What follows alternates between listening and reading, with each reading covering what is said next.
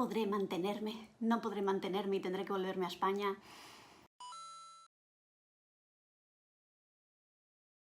Minasan konnichiwa, mata-chan yokoso. Hoy voy a hablar sobre una de las dudas que tuve yo a la hora de pensar, de plantearme seriamente, ¿vale? Porque bueno, siempre supe que quería vivir en Japón, pero cuando empecé a planteármelo ya en serio, para empezar a hacer los trámites y tal, una de las dudas claves que me vino a la cabeza fue: siendo estudiante, ¿voy a poder mantenerme solo con un arubaito?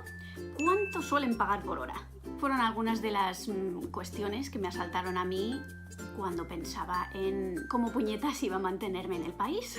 Porque hay mucha gente, ¿vale? Pues que tiene suerte, son afortunados y tienen el apoyo de sus familias porque las familias pueden permitírselo, o ¿vale? Ellos simplemente también han estado trabajando durante X años y ahorrando y tienen el dinero como para poder estudiar y además mantenerse en el país. No era mi caso, desafortunadamente. No podía contar con el dinero de mi familia, ¿vale? Con el dinero de mis padres. La situación en España, todos los españoles ya sabemos más o menos cómo está, cómo de complicado es encontrar trabajo. Así que tenía ahorros, pero mis ahorros no me daban ni de lejos para sobrevivir todo el tiempo que quería estar en el país. Así que sí, una de mis dudas, una de mis preocupaciones más grandes era cómo me iba a mantener. Sabía ya de antemano que encontrar un trabajo, ¿vale? Era relativamente sencillo una vez estando en el país. Hablo de trabajos tipo arubaito, atención. Entonces la cuestión de encontrar trabajo no es lo que me preocupaba en sí, sino si iba a poder mantenerme con el dinero que ese trabajo me diera. Una pregunta clave a la hora de plantearse venir a vivir a Japón. ¿Podré mantenerme? ¿No podré mantenerme y tendré que volverme a España? La respuesta a esta pregunta sería sí. Técnicamente sí, ¿vale? Sí, pero. Siempre hay un pero. El pero obviamente es que depende mucho de cómo vayas a vivir tú en el país.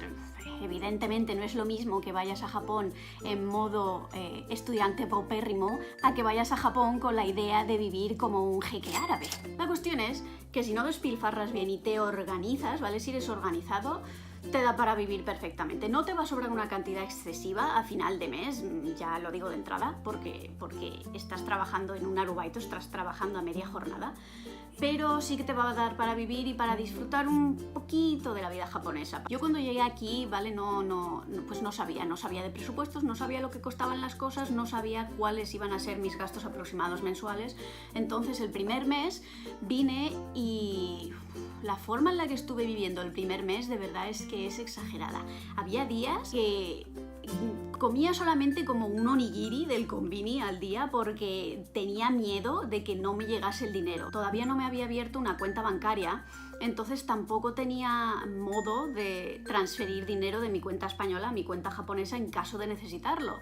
Entonces el primer mes, mientras me establecía, veía cómo funcionaba todo, ¿sabes? Abría la cuenta del banco, móvil, pagaba el primer alquiler, veía por cuánto me salían las facturas de agua, luz, etc. El primer mes fui muy por lo bajo, fui gastando lo menos posible. Pero primero tendríamos que definir qué es un arubaito. La palabra arubaito, así como curiosidad, que yo me he enterado al ir a hacer este vídeo, buscando información, la palabra arubaito viene del alemán. No voy a osar siquiera pronunciar la palabra alemana, ¿vale? Porque sería un destrozo al idioma alemán.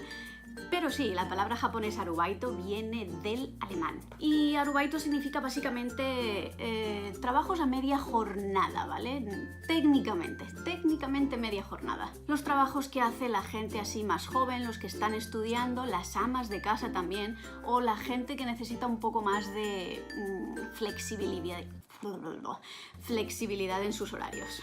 Con esto de la flexibilidad me refiero a que puedes trabajar normalmente cuantos días quieras a la semana, cuántas horas quieras a la semana. Aunque también depende obviamente de la oferta de trabajo, porque hay arubaitos que te exigen trabajar un mínimo de días a la semana y un mínimo de horas. Voy a poner algunos ejemplos. Estos son trabajos enfocados para extranjeros viviendo en Japón, ¿vale? Así que la oferta de trabajo está en inglés. Esta oferta de trabajo de aquí, por ejemplo, te exige un mínimo de días que tienes que trabajar a la semana y un mínimo de horas también. Pero puedes encontrar otras ofertas pues que sean mucho más flexibles. Pero sí, la mayor ventaja de los arubaitos suele ser que tú puedes más o menos apañar cuándo quieres trabajar y cuánto quieres trabajar. Diferencias de baitos según en qué parte de Japón estés. No es lo mismo que estés viviendo y trabajando en, digamos, el área de Kanto, donde está Tokio, que estés viviendo y trabajando en Kansai, que es donde está Kyoto, Osaka, Nara, Kobe, etc. ¿Qué diferencias hay? Obviamente los sueldos varían según en qué ciudad estés viviendo. En Tokio, lo normal, por lo que yo he visto, la cosa está rondando entre los 1000 yenes y digamos 1300, ¿vale? Para no pillarnos los dedos. 1000 yenes y 1300 la hora. Obviamente también hay trabajos que te van a pagar menos, pero yo te recomendaría que pues no los cogieras, porque si puedes encontrar un trabajo en el que te paguen más, ¿para qué vas a coger un trabajo en el que te paguen menos? A no ser que sea tu última opción, ¿vale? A no ser que no encuentres otro trabajo, pues obviamente entonces cógelo. Pero si no, se pueden encontrar trabajos en los que te paguen mejor. Como decía, el mínimo suele rondar a partir de los 1000 yenes, ¿vale? Aunque es relativamente fácil encontrar trabajos en los que te paguen por hora unos 1200, 1300 yenes la hora, y yo los he visto que te llegan a pagar hasta 1500, 1600 la hora. Obviamente, ¿vale? En este tipo de trabajos pues ya te van a exigir más cosas, como por ejemplo un nivel más alto de japonés, o que tengas experiencia en tal sector, o cosas así, ¿vale? Si hablamos de la zona de Kansai, que ya digo que es la zona de Osaka, Nara, Kyoto, Kobe, lo que yo he visto más es que te paguen alrededor de 800-900 yenes la hora. Son los sueldos más habituales que he visto en ofertas de empleo por la zona, ¿vale? Obviamente también hay ofertas en los que te van a ofrecer 1000 euros, ojalá, en los que te van a ofrecer 1000 yenes la hora o incluso más de 1000 yenes la hora, pero en Kansai realmente son más difíciles de encontrar este tipo de trabajos que se paguen de esta manera, ¿vale? No digo que no existan, pero son los menos abundantes comparados con los que te pagan 800, 900 yenes la hora.